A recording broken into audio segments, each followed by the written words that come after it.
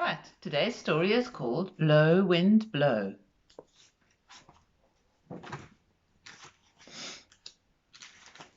Whoopsie. One blustery day in the 100-acre wood, Kanga was helping Roo to get ready for the autumn kite flying festival. Everyone made a special kite to fly in the festival to welcome fall. That's like autumn.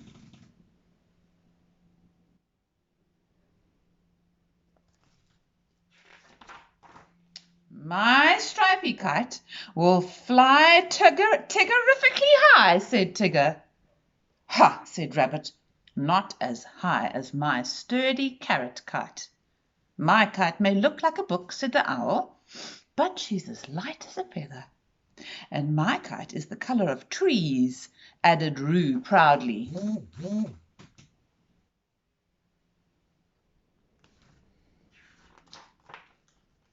Oh, bother, said Pooh. My kite is the stickiest. It must have been that smackerel of honey that I had for breakfast. Sorry, Eeyore, said Rabbit, shaking his head. You're going to have to fix your kite before you can go to the festival. It's lost its tail, just like you.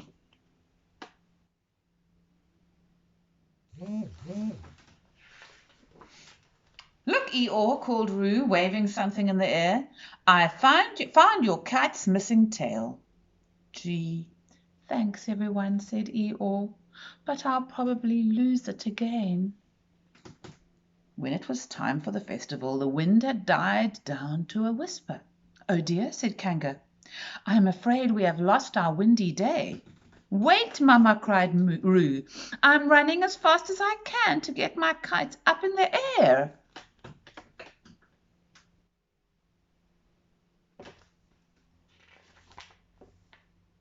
This is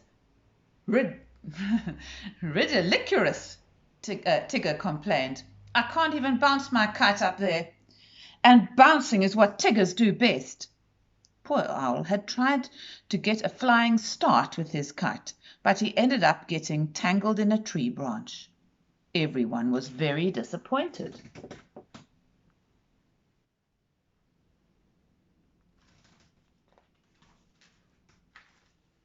Well, said Kanga, the wind, just like other things in nature, is very unpredictable. Just this, Roo, she explained. Oh, sorry, what does that mean? Asked Roo. Just this, Roo, she explained.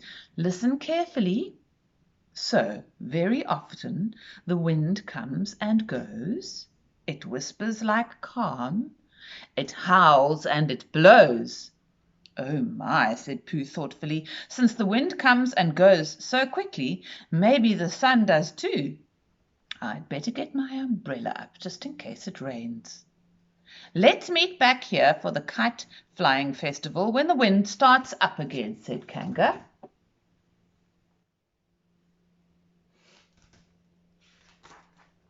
Mama, called Roo, is it okay if I get my boat to sail on the pond?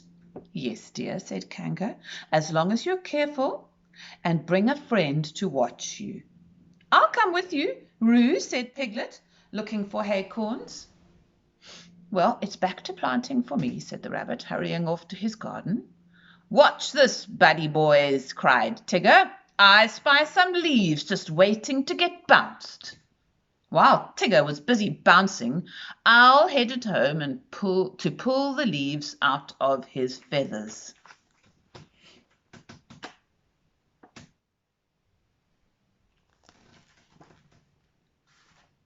When Owl opened his door, a gust of wind blew all the papers off his table.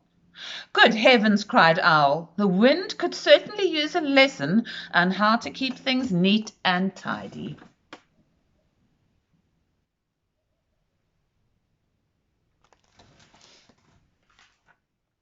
Back at home, Kanga was looking for her apron. Suddenly it blew off the clothesline and landed right on her head. Well, said Kanga, I'd better take my laundry in before the wind does it for me.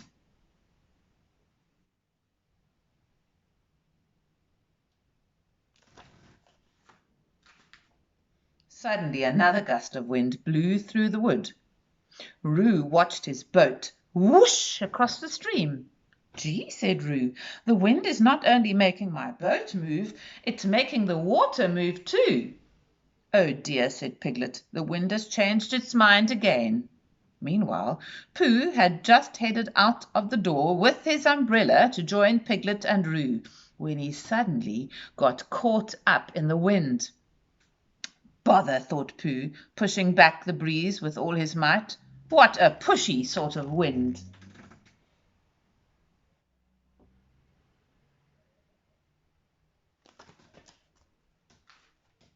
In Rabbit's garden his weather vane was spinning madly in the breeze. "The kite flying festival!" cried Rabbit. "If the wind is back, it must be starting. I'd better hurry." Rabbit rushed out of his garden and went to find Eeyore. But when he got to Eeyore's, the wind had knocked down his house of sticks. "Come on, Eeyore!" cried Rabbit. "Let's catch the wind while we can. We'll rebuild your house later. Don't forget your kite's tail."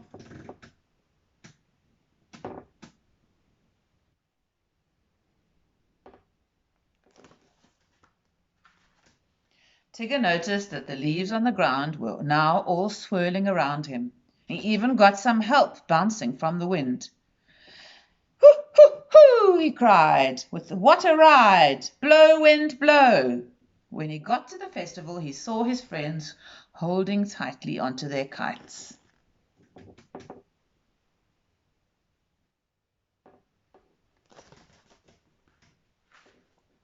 "Hurry!" cried Roo. "We don't want the wind to change its mind again." "You're right," said Kanga. "On your marks, get set, fly!" And before Tigger could say what a wonderful wind, a great big whoosh lifted the friends right off the ground and carried them up into the air with their kites. "Wow!" cried Tigger. "Now that's what I call some high-flying pals." Off they go.